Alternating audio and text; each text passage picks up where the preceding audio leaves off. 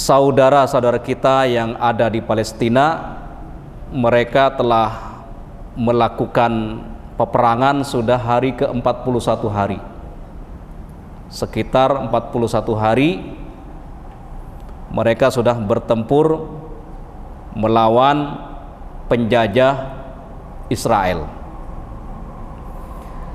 Tentu kita sebagai umat Islam punya kewajiban agama untuk membela saudara-saudara kita yang ada di Palestina, karena di Palestina itu ada Masjid Al-Aqsa yang merupakan kiblat pertama umat Islam.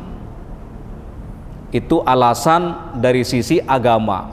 Alasan yang kedua, Bapak dan Ibu sekalian, kita perlu punya kepedulian kepada mereka karena amanat konstitusi bangsa Indonesia, di mana dalam konstitusi dikatakan bahwa kemerdekaan adalah hak segala bangsa.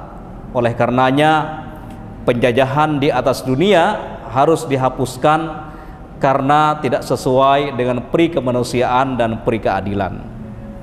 Dan yang ketiga, alasan kita punya kepedulian kepada Palestina, alasan kemanusiaan. Siapapun yang punya akal sehat pasti akan punya empati, punya simpati kepada orang-orang yang terzalimi, kepada orang-orang yang dibantai, ya, ada genosida, terjadi genosida, ya, pembantaian besar-besaran yang ada di Palestina hari ini. Kita berdoa kepada Allah Subhanahu wa taala semoga saudara-saudara muslim kita di Palestina diberikan kekuatan oleh Allah Subhanahu wa taala, para pejuang, para mujahidin diberikan kemenangan untuk melawan para musuh-musuh Islam yang ada di Palestina. Nah, Bapak dan Ibu sekalian yang dirahmati oleh Allah Subhanahu wa taala, kita lanjutkan kajian kita tentang fikih wakaf. Pada pekan yang lalu telah dijelaskan tentang jenis-jenis wakaf. Yang pertama adalah yang terkait dengan penerima manfaat yang kita kenal dengan mauquf alaihi. Nah, jenis yang terkait dengan mauquf alaihi, penerima dari wakaf ini ada 3 jenis wakaf yang bisa digunakan untuk penerima manfaat wakaf, atau dalam istilah fikih dikenal dengan mauquf alaihi. Yang pertama adalah jenis wakaf ahli atau zurri. Penerima manfaatnya adalah keluarga atau golongan tertentu sesuai dengan wasiat, ketentuan yang diinginkan oleh pewakaf atau wakif. Kemudian yang terkait dengan wakaf khairi, tentu penerima manfaatnya adalah masyarakat secara umum, tidak dibatasi oleh keluarga, karena sifatnya khairi untuk berbagai macam proyek-proyek kebaikan. Nah, bagaimana terkait dengan wakaf yang mustarok, wakaf yang menggabungkan antara wakaf ahli dengan wakaf khairi? Tentu penerima manfaatnya adalah campuran. Yang pertama adalah kelompok tertentu, atau dalam kurung adalah keluarga dari pewakaf. Dan yang kedua adalah masyarakat umum. Kemudian terkait waktu, ya, waktu dari wakaf itu ada 2 kategori. Yang pertama adalah wakaf mu'abbad, durasi wakaf selamanya, atau yang kita kenal dengan wakaf abadi atau wakaf permanen. Dan yang kedua dari sisi waktu adalah ada wakaf muakkad, wakaf yang durasinya itu hanya bersifat temporal pada waktu tertentu. Kemudian kriteria wakaf terkait penggunaannya. Yang pertama jenisnya adalah jenis wakaf zati atau mubashir. Nah, jenis wakaf zati atau mubashir ini adalah aset wakaf yang langsung dapat digunakan oleh masyarakat dari jenis dan barangnya itu langsung. Dan yang kedua adalah wakaf mustasmar, yaitu aset wakafnya harus diolah, diinvestasikan terlebih dahulu, kemudian hasilnya, manfaatnya digunakan untuk berbagai macam proyek kebaikan, seperti ya bisa digunakan untuk infak, pembangunan masjid, pembangunan sekolah, pembangunan rumah tahfidz dan seterusnya. Kemudian wakaf dari jenis bendanya ada aset tetap yang kita kenal biasanya, ada tanah, ada bangunan, ada perkebunan. Dan berikutnya adalah aset bergerak selain uang. Aset yang bergerak tapi selain uang. Di antaranya contohnya adalah saham, surat berharga, permata, hak paten dan seterusnya. Kemudian ada jenis wakaf uang, yaitu bisa uang kas atau yang setara dengan uang cash ya. Atau yang setara dengan uang cash. Nah, Bapak dan Ibu sekalian yang dirahmati oleh Allah Subhanahu wa taala. Sekarang kita bahas tentang nazir. Nazir ini adalah pengelola wakaf atau orang atau lembaga yang diamanahi untuk mengelola wakaf. Dan ternyata Bapak dan Ibu sekalian, nazir itu ada syarat-syaratnya, di mana nazir itu ada nazir perseorangan, ada nazir badan hukum, kemudian ada nazir organisasi. Nah, sekarang kita bahas apa dan bagaimana syarat kalau nazirnya itu adalah personal, dikelola oleh perseorangan.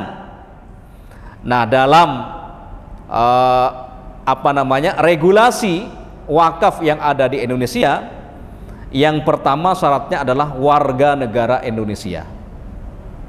Ini dalam konteks negara kita, Republik Indonesia, seorang nazir yang perseorangan itu pertama harus WNI, dan itu dibuktikan dari KTP-nya atau surat keluarga. Yang kedua, Bapak dan Ibu sekalian, beragama Islam. Jadi nggak boleh non muslim menjadi nazir. Berikutnya adalah sudah dewasa. Nggak boleh kita menyerahkan wakaf atau seorang wakif menyerahkan wakaf kepada anak kecil yang belum balik. Karena dalam pandangan Islam, anak kecil yang belum balik itu belum mukallaf. Mereka belum mendapatkan kewajiban, mereka belum mendapatkan pertanggungjawaban, mereka belum mendapatkan taklif dari Allah Subhanahu wa taala. Dan pada pertemuan yang lalu saya mengutip sebuah hadis bahwa di antara perbuatan atau aktivitas yang tidak dicatat oleh malaikat itu adalah aktivitas anak kecil.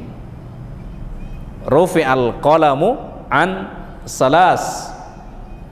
Pena malaikat itu diangkat, maksudnya tidak digunakan untuk mencatat kepada 3 kelompok. Di antara 3 kelompok itu adalah anis sobiyyi hatta yahtalima, anak kecil sampai dia dewasa. Artinya dalam konteks hukum Islam maupun hukum positif yang berlaku di Indonesia ini ya, terkait dengan wakaf, syarat seorang nazir itu harus dewasa, ayyakuna baligon kalau dalam bahasa fikih. Kemudian berikutnya adalah syaratnya adalah sehat jasmani dan rohani. Akilan dalam bahasa fikih itu ayyakuna akilan, orang yang punya kesehatan dari sisi jasmani dan rohani. Sehingga kalau ada orang gila, ada nazir yang gila, maka itu tidak sah ya. Apabila seorang wakif misalkan menyerahkan wakaf kepada orang yang sedang diangkat akalnya ya, terangkat akalnya, maka itu tidak sah. Berikutnya, tidak berada di bawah pengampunan ya. Ini dalam konteks Indonesia ya. Dan seterusnya, berikutnya adalah bertempat tinggal di kecamatan tempat letak benda yang diwakafkannya. Ini terkait dengan nazir perseorangan. Nah, Bapak dan Ibu sekalian, bagaimana dengan syarat menjadi nazir badan hukum? Syarat yang pertama adalah memenuhi syarat sebagai nazir perseorangan. Dan yang kedua, merupakan badan hukum yang dibentuk dan disahkan oleh perundang-undangan. Itu bisa dibuktikan dengan sertifikat, dibuktikan dengan surat-surat yang telah dikeluarkan oleh negara, oleh lembaga negara yang berhak. Berikutnya, badan hukum dalam aktivitasnya bergerak dalam bidang pendidikan, kemasyarakatan, sosial, dan keagamaan. Jadi nazir dalam bentuk badan hukum harus bisa dipastikan bahwa aktivitasnya itu bergerak dalam proyek-proyek khairiyah, proyek-proyek kebaikan. Dan proyek kebaikan itu bisa terkait dengan pendidikan, kemudian kemasyarakatan, sosial, dan keagamaan. Inilah beberapa aktivitas ya yang terkait dari badan atau nazir yang berbentuk badan hukum. Nah, Bapak dan Ibu sekalian, kemudian syarat menjadi nazir organisasi. Organisasi ini misalkan ormas ya, bisa NU, bisa Muhammadiyah, bisa Persis, Al-Irsyad, dan seterusnya ya. Tentu syarat pertama adalah harus memenuhi syarat sebagai nazir perseorangan. Ini yang paling poin, yang paling penting. Dan yang kedua, Bapak dan Ibu sekalian, kalau nazirnya itu adalah berbentuk organisasi, maka organisasi dalam aktivitasnya adalah bergerak dalam bidang pendidikan, kemasyarakatan, sosial, dan keagamaan. Makanya di sini ya, kalau Bapak dan Ibu sekalian ingin mewakafkan itu, baik itu benda yang bergerak atau tidak bergerak, ya itu ada lembaganya. Di sini ada lembaga Wakaf Al-Azhar ya, yang insya Allah siap untuk mengelola wakaf dan wakaf dari Bapak dan Ibu sekalian. Karena jelas di antara aktivitas lembaga Wakaf Al-Azhar ini adalah dalam bidang pendidikan, kemasyarakatan, sosial, dan keagamaan. Nah, Bapak dan Ibu sekalian, sekarang kita bahas apa dan bagaimana kewajiban seorang nazir, baik nazir perseorangan, nazir berbentuk badan hukum, atau nazir dari sebuah organisasi. Yang pertama, seorang nazir, baik itu perseorangan atau badan hukum atau organisasi, harus bisa memastikan untuk membangun dan mengembangkan wakaf. Intinya di sini kita membutuhkan lembaga yang kredibel, lembaga yang amanah, lembaga yang transparan dalam memberikan pertanggungjawaban. Nah, tentu di sini Bapak dan Ibu sekalian ya harus melakukan cek ya, cek dan recheck ya, atau klarifikasi, memastikan lembaga-lembaga yang akan diamanahi wakaf, yaitu harus bisa memastikan bahwa lembaga tersebut bisa membangun dan bisa mengembangkan wakaf. Kemudian Bapak dan Ibu sekalian, kewajiban nazir yang kedua adalah menjalankan syarat-syarat yang telah ditetapkan oleh wakif. Misalkan seorang wakif datang ke sebuah lembaga, dia menyerahkan tanah atau menyerahkan bangunan, menyerahkan kebun, diwakafkan. Syaratnya misalkan sudah ditentukan bahwa tanah tersebut diperuntukkan untuk fakir miskin.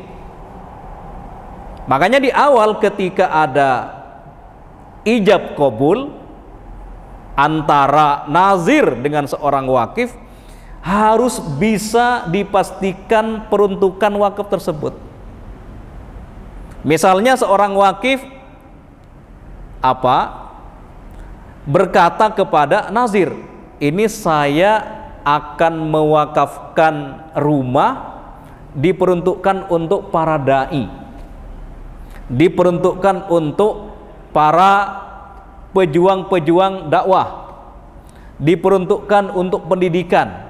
Oleh karenanya di sini seorang nazir harus bisa menjalankan syarat-syarat yang telah ditetapkan oleh wakif, pewakaf. Yang ketiga Bapak dan Ibu sekalian, kewajiban nazir itu adalah mempertahankan harta wakaf dari tuntutan pihak lain dalam urusan peradilan. Nah, ini kan biasanya kalau ada proses ya pemberian wakaf di awalnya tidak jelas untuk apa digunakan, untuk apa, mau digunakan untuk apa, kemudian tidak disertai dengan surat-surat yang jelas, itu biasanya akan menimbulkan konflik pada di masa-masa yang akan datang. Oleh karenanya Bapak dan Ibu sekalian, seorang nazir, baik nazirnya perseorangan atau nazir lembaga atau organisasi, harus bisa memberikan garansi untuk mempertahankan harta wakaf dari tuntutan pihak lain dalam urusan peradilan. Kadang-kadang itu kan ada ahli waris yang menggugat wakaf yang telah diberikan oleh orang tuanya. Itu pernah terjadi Bapak dan Ibu sekalian. Ya, misalkan seorang bapak mewakafkan tanahnya untuk dibangun masjid, tapi karena di zaman dulu itu tidak lengkap administrasinya, akhirnya si anak ini menggugat, ya, anaknya menggugat bahwa mestinya tanah yang diwakafkan oleh ayahnya itu untuk dirinya. Nah, sebagai lembaga wakaf atau nazir itu harus bisa mempertahankan harta wakaf dari tuntutan pihak lain dalam urusan peradilan. Jadi secara hukum agama kuat, secara hukum positif juga harus kuat, supaya tidak mudah digugat oleh pihak-pihak tertentu. Nah, Bapak dan Ibu sekalian yang dirahmati oleh Allah Subhanahu wa taala, kewajiban yang keempat dari nazir adalah mengusahakan hasil maksimal dari harta wakaf. Jadi harus yang namanya lembaga wakaf atau pengelola wakaf harus berusaha semaksimal mungkin untuk mengembangkan dari harta wakaf yang telah diserahkan oleh seorang wakif kepada nazir. Kemudian kewajiban yang kelima dari nazir adalah membagikan hasil tersebut kepada yang berhak menerimanya. Tentu yang berhak menerimanya ini sesuai dengan jenis wakaf. Kalau wakafnya itu adalah wakaf ahli atau wakaf zurri, maka penerimanya adalah hanya dari keluarga yang telah ditetapkan oleh seorang wakif. Tapi kalau wakaf itu adalah wakaf khairi, wakaf yang sifatnya umum, wakaf yang peruntukannya sifatnya global, tentu digunakan untuk berbagai macam proyek kebaikan seperti pendidikan, kemasyarakatan, sosial, keagamaan, dan seterusnya. Ya. Sesuai dengan ketentuan yang telah disepakati di awal antara seorang wakif dengan seorang nazir, antara seorang wakif dengan lembaga wakaf. Jadi lembaga wakaf sebagai nazir harus bisa memastikan, harus mempertanyakan kepada wakif, ini Pak, wakaf yang akan diserahkan ini diperuntukkan untuk apa dan siapa? Oh, ini saya wakafkan tanah ini untuk diinvestasikan, nanti hasilnya digunakan untuk beasiswa anak-anak miskin, beasiswa fuqara yang berprestasi. Itu harus jelas di awal. Karena ketika tidak jelas di awal peruntukannya itu untuk apa, itulah yang nanti menyebabkan konflik, menimbulkan perpecahan dan seterusnya. Nah, Bapak dan Ibu sekalian yang dirahmati oleh Allah Subhanahu wa taala. Sekarang kita bahas wakaf uang. Ya. Wakaf uang. Definisi dari wakaf uang ini adalah wakaf berupa uang yang dikelola secara produktif. Ya, wakaf berupa uang yang dikelola secara produktif. Kemudian hasilnya dimanfaatkan untuk mauquf alaih. Mauquf alaih itu adalah penerima manfaat dari wakaf.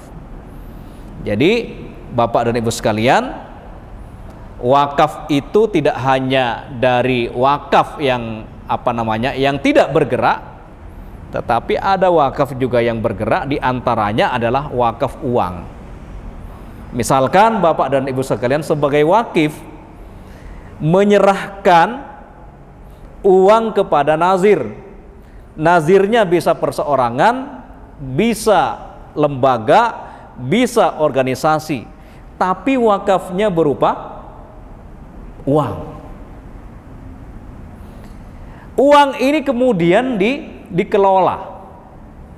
Dari pengelolaan ini mendatangkan hasil. Hasilnya ini kemudian digunakan untuk mauquf alaih. Digunakan untuk proyek-proyek kebaikan. Dan tergantung akad di awal. Apakah wakifnya, apakah si pemberi wakaf itu ingin mewakafkan dengan cara wakaf ahli atau wakaf khairi. Apakah si pewakaf tadi menginginkan wakaf mu'abbadan, permanen selamanya, atau wakaf yang temporal atau mu'aqqatan. Itu di awal harus jelas semuanya, pilihan-pilihan yang diinginkan oleh seorang wakif. Nah, Bapak dan Ibu sekalian, wakaf melalui uang adalah wakaf dengan memberikan uang untuk membeli atau mengadakan harta tidak bergerak atau harta yang bergerak sesuai yang dikehendaki oleh wakif untuk dikelola secara produktif atau sosial. Jadi yang namanya wakaf uang itu, misalkan ada di antara bapak dan ibu sekalian menyerahkan 10 juta uang kepada nazir atau lembaga wakaf. Uang ini bisa digunakan untuk membeli barang-barang yang tidak bergerak, atau juga bisa digunakan untuk membeli ya barang yang bergerak. Kemudian barang tersebut dikelola, dan bagaimana cara menggunakan wakaf tersebut tentu sesuai dengan yang diinginkan oleh wakif. Oleh karenanya, di dalam peraturan Badan Wakaf Indonesia nomor 01 tahun 2020 itu dijelaskan tentang pedoman pengelolaan dan pengembangan harta benda wakaf. Jadi sudah ada regulasinya dalam konteks dalam konteks hukum positif yang ada di negara kita. Jadi ini akan lebih aman sebenarnya ya, kalau sudah diatur oleh pemerintah. Itu biasanya akan lebih aman ya, tidak mudah diintervensi oleh pihak-pihak tertentu dan seterusnya. Nah, Bapak dan Ibu sekalian yang dirahmati oleh Allah Subhanahu wa taala. Biasanya kan yang namanya sesuatu yang baru itu kan terjadi pro dan kontra, termasuk perkara yang baru itu adalah wakaf uang. Wakaf uang. Nah, dalam konteks inilah Bapak dan Ibu sekalian, para ulama itu berbeda pendapat. Para ulama berbeda pendapat. Pendapat yang pertama, pendapat dari Imam Az-Zuhri yang meninggal tahun 124 Hijriah. Beliau berpendapat bahwa mewakafkan dinar hukumnya boleh. Imam Az-Zuhri ini hidup pada zamannya Umar bin Abdul Aziz. Hidup pada zaman Umar bin Abdul Aziz. Beliau yang pertama kali melakukan kodifikasi hadis. Jadi ketika di zaman Umar bin Abdul Aziz, pada saat itulah pertama kali hadis-hadis Nabi itu dikodifikasikan ya. Ditulis dalam bentuk kitab. Nah, Imam Az-Zuhri berpandangan bahwa wakaf dengan uang dirham hukumnya adalah boleh, dengan cara menjadikan dinar tersebut sebagai modal usaha, kemudian keuntungannya disalurkan kepada mauquf alaihi. Ini pendapat dari Imam Az-Zuhri yang mengatakan boleh hukumnya wakaf dengan uang dinar. Kemudian dinar tersebut dijadikan sebagai ra'sul mal, sebagai modal usaha, dan dari hasilnya, dari keuntungannya bisa disalurkan untuk mauquf alaih. Mauquf alaih itu adalah penerima wakaf. Kemudian pendapat mutaqaddimin. Mutaqaddimin ini maksudnya ulama-ulama klasik. Bahasa lain dari ulama salaf. Ya. Mutaqaddimin kebalikannya adalah mutaakhirin, karena mereka adalah ulama yang hidup pada abad pertama sampai abad ketiga Hijriah. Jadi generasi mutaqaddimin, generasi para salafus soleh itu adalah para ulama yang hidup dari abad pertama Hijriah sampai abad ketiga Hijriah. Misalnya dari kalangan mazhab Hanafi. Mazhab Hanafi yang disandarkan kepada Abu Hanifah, An-Nu'man bin Sabit yang meninggal tahun 150 Hijriah.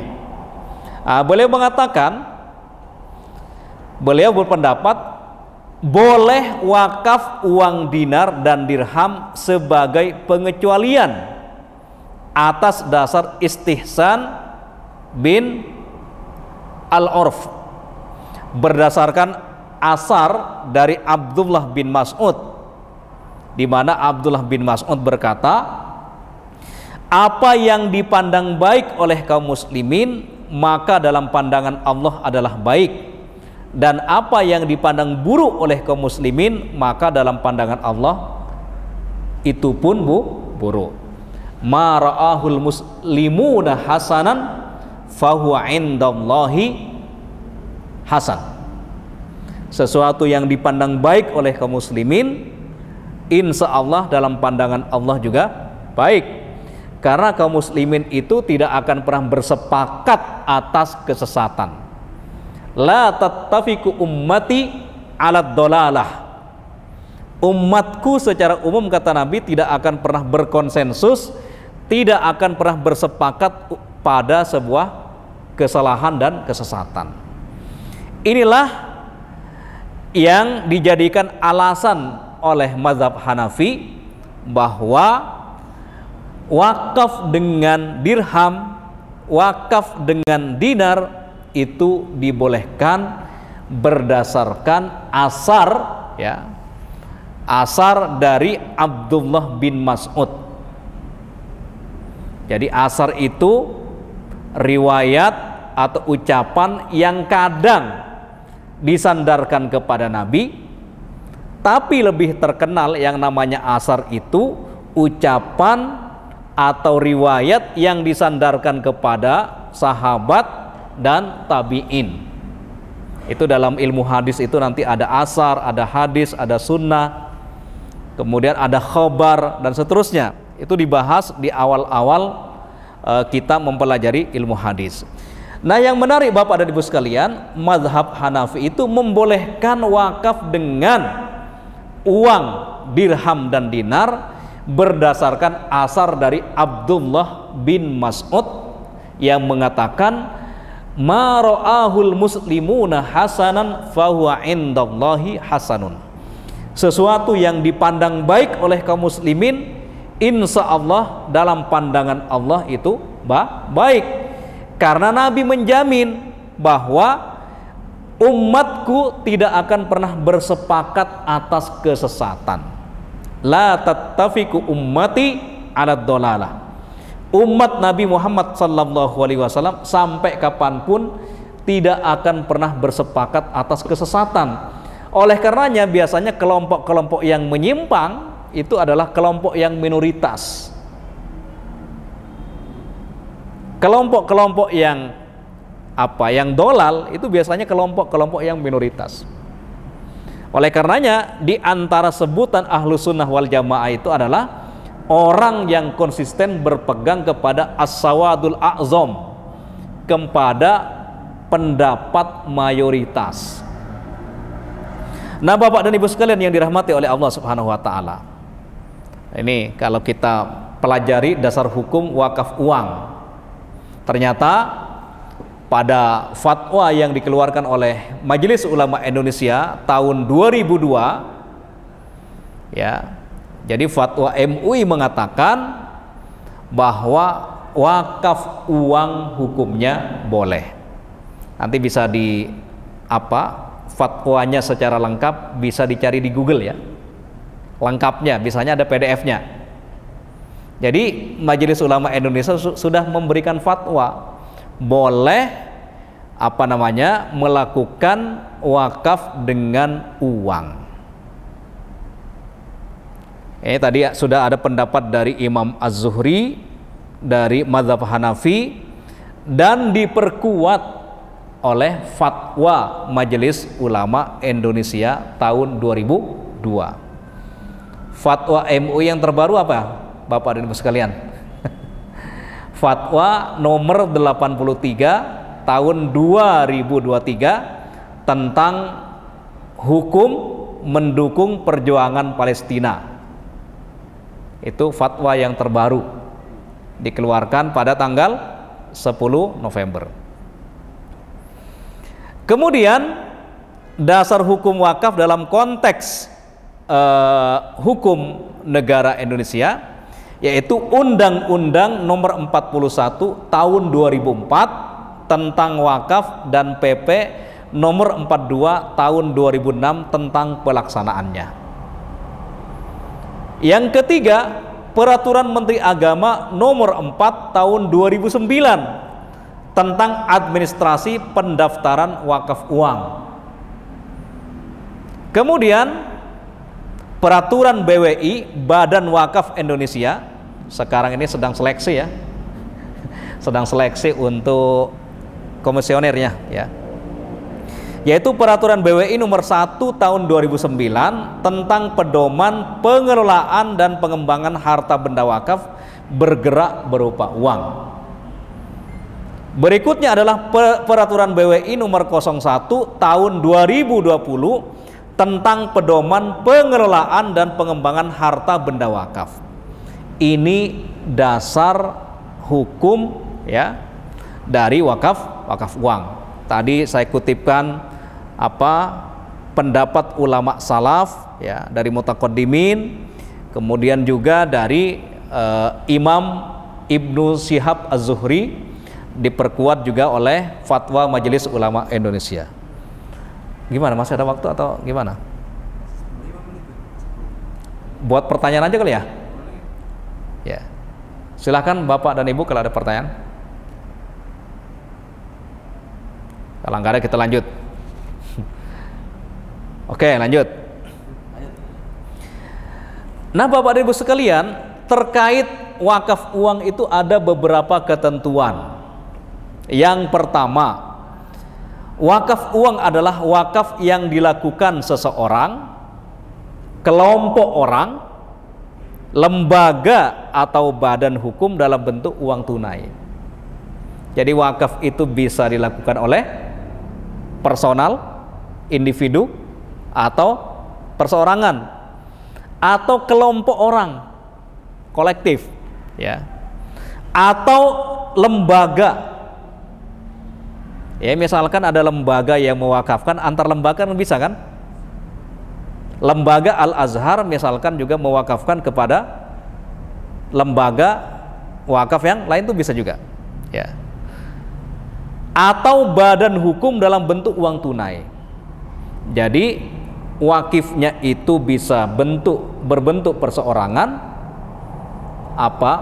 lembaga, atau gabungan dari berbagai macam orang ya, namanya kolektif, atau juga badan hukum ya, kemudian mereka mewakafkan berupa uang tunai.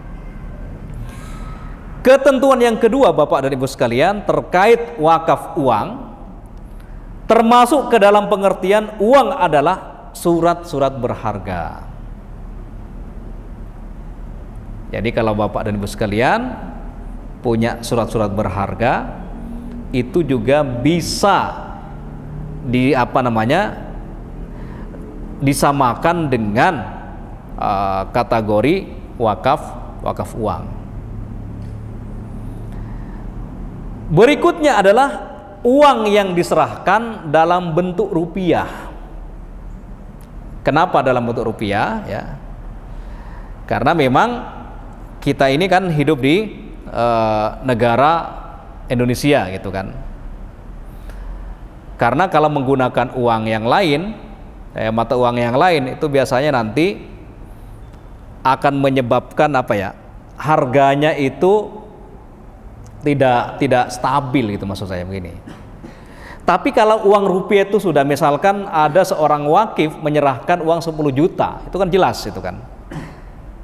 Tapi kalau dia menyerahkan misalkan uang dolar, baik itu dolar Singapura atau dolar Amerika, menyerahkannya itu nanti nggak bisa menimbulkan ketika misalkan ditukar pada masa yang akan datang, itu bisa lebih jumlahnya kan, ya, bisa mengalami perubahan nilai. Nah, oleh karenanya Bapak dan Ibu sekalian, Ketentuan selanjutnya, wakaf atas benda bergerak berupa uang dilaksanakan oleh wakif secara tertulis kepada pengelola lembaga keuangan syariah yang kita kenal dengan LKS dan penerima wakaf uang.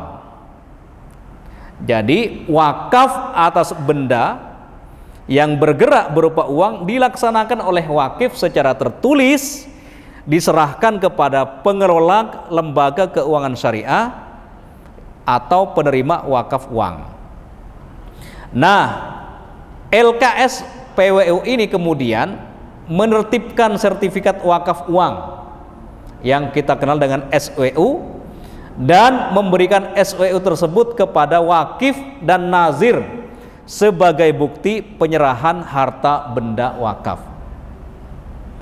Berikutnya adalah selanjutnya LKS PWU atas nama nazir mendaftarkan harta benda wakaf berupa uang kepada menteri selambat-lambatnya 7 hari kerja sejak diterbitkan sertifikat wakaf uang. Ini kalau lembaga yang sudah ini ya, lembaga yang sudah mapan biasanya. Kemudian wakaf uang hanya boleh disalurkan dan digunakan untuk hal-hal yang dibolehkan oleh syar'i. Tadi itu kan ada pendidikan, kemasyarakatan, kemudian keagamaan dan seterusnya ya. Yang penting poinnya itu adalah li ajli masalih al khair, untuk kemaslahatan berbagai macam bentuk kebaikan-kebaikan. Itu poinnya.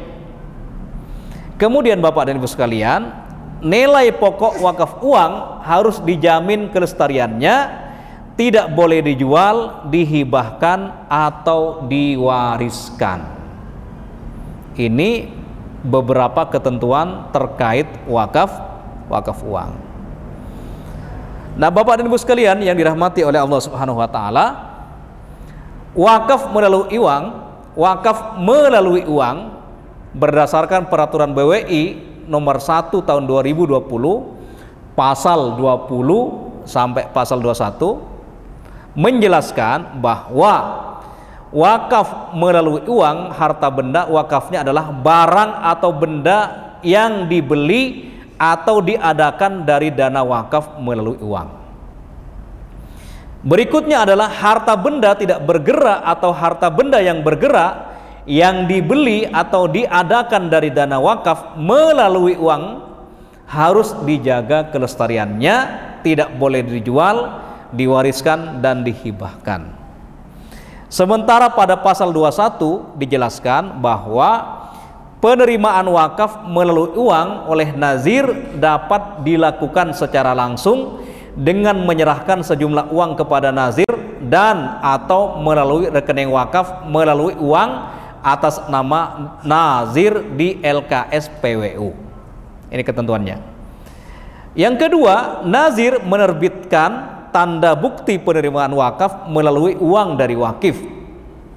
Berikutnya, tanda bukti penerimaan wakaf melalui uang paling sedikit memuat pertama, nama dan identitas wakif, nama dan identitas nazir, nama dan identitas saksi, jumlah nominal uang, peruntukan wakaf melalui uang, dan mauquf alai atau penerima manfaat. Jadi Bapak dan Ibu sekalian, nanti ketika ingin mewakafkan hartanya, bisa mengimplementasikan aturan atau regulasi yang telah ditetapkan oleh BWI nomor 1 tahun 2020 pasal 20 dan 21. Habis waktunya. Nah, Bapak dan Ibu sekalian yang dirahmati oleh Allah Subhanahu wa taala, terima kasih atas perhatiannya karena kita dibatasi oleh waktu. Aqulu qouli hadza wa astaghfirullah li wa lakum. Assalamualaikum warahmatullahi wabarakatuh.